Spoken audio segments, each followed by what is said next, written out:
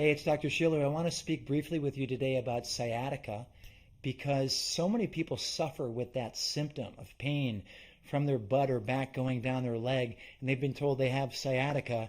And for a lot of them, the diagnosis is just wrong, and they don't get the right treatment, and they don't get better, and they continue to suffer because they got the wrong diagnosis.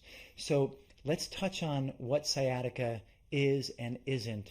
And let's talk about how an integrative approach frequently makes a difference and can take prolonged sciatica and actually get it better. So for starters, just letting you know where I'm coming from, I studied mechanical engineering at MIT, and then I went to Duke University and Harvard Medical School for medical school and residency.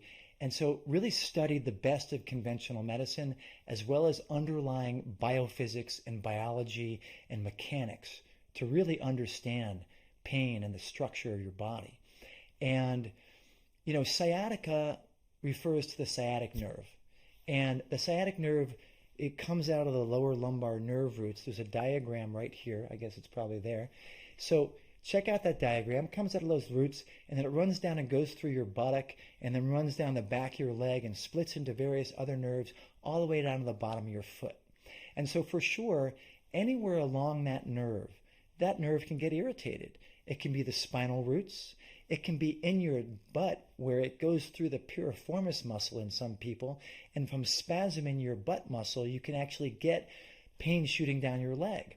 A lot of doctors don't even know that. All they're thinking about is, well, maybe you have a herniated disc in your lower back. We should do some injections in your back, or maybe you need surgery. And they're not thinking about the rest of the track of that nerve. So it can be compressed in your buttock. It can also be irritated in the tissues themselves, depending on what kind of things have happened to the muscles and fascia and soft tissues of your lower leg, because there's a lot of places. You can have sciatica from things besides the sciatic nerve. If you have a bursitis in your greater trochanter on the outside of your hip, or on your ischial bursa, which is kind of on the bottom of your pelvis, that can send pain down your leg. If you have chronic dysfunction of your fascia, whether it's your psoas muscle in the core of your spine or higher up in your back, whether it's in your buttock or the muscles of your lower back and the tissues, the fascia that invests them and connects them bones to skin, head to toe, myofascial pain can start in your buttock or lower back and run down the back of your leg and seem like sciatica. So the point is that there's different structures. Your SI joint, your sacroiliac joint, when it gets dysfunctional, if it's out of balance, there's pain generators in there. And I've seen many cases where there was pain in the buttock going down the back, and we went and we sort of adjusted and balanced the SI joint in the pelvis, and voila, the pain goes away. So the first lesson to take home is that there's a number of different structures in your lower back all the way down your leg that can generate that pain, and it can be the sciatic nerve or other things.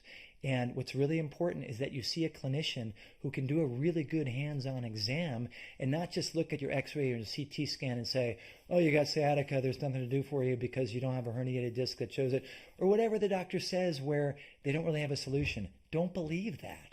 Find a qualified manual physical therapist or osteopath or a physiatrist, a doctor who really knows how to do a good mechanical structural exam of the whole system and look in an integrative way at your muscle, bone, nerve, joint, structural system as one unit.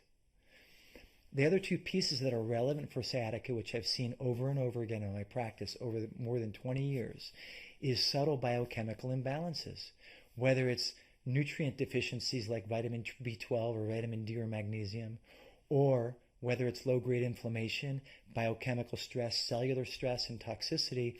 Those things can worsen they can worsen the sensitivity of your pain system. They can increase the irritability of your muscles, predispose you to muscular or connective tissue spasm and restriction. Frequently we fix those things, and that is synergistic with the issues that are going on through the connective tissue and the structural system of the body. And then finally, your mind-body system is hugely important because that's what processes pain. That's what primes your body to its postural patterns. We talked a little bit about how the psoas, this big core muscle that runs down, well, here's a picture of it, right? It inserts like at the bottom of your diaphragm where your ribs end and your lumbar spine starts, and runs along your lumbar spine through your pelvis into your groin, down your leg. This is just one example. When the psoas gets into spasm, you get pain shooting down into your groin, sometimes down your leg. It can seem like sciatica.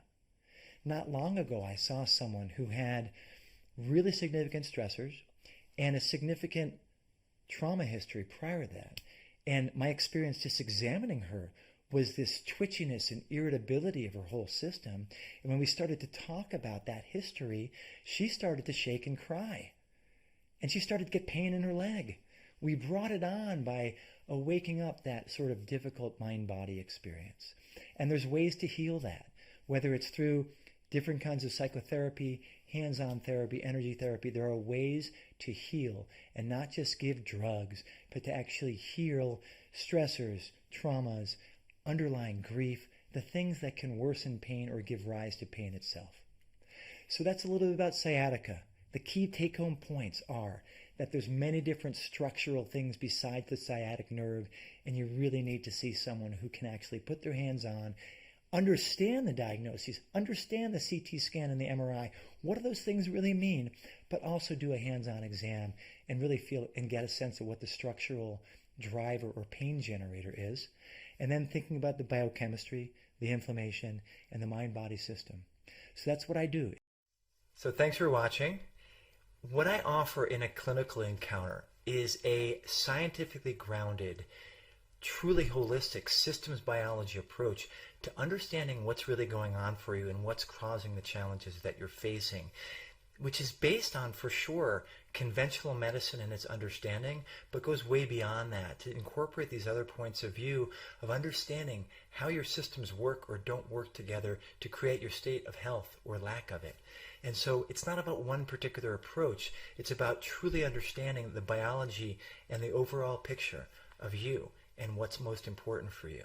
And so that could be biochemical approaches like nutrition, supplements, and even appropriate use of medications. It could be structural energetic approaches, whether that be body work or acupuncture or other approaches that are structural, mechanical, energetic. And it could be mind-body approaches, whether that's meditation, movement, counseling, visual imagery. And so the whole idea is coming up with a treatment plan that fits you and fits your values and addresses the underlying biology of what's going on and creating the troubles that you're having. So if you're interested, I encourage you to go to my website, to drshiller.com/consult, where you can get more information about the process and see if it's for you. So thanks for watching, and hoping to see you.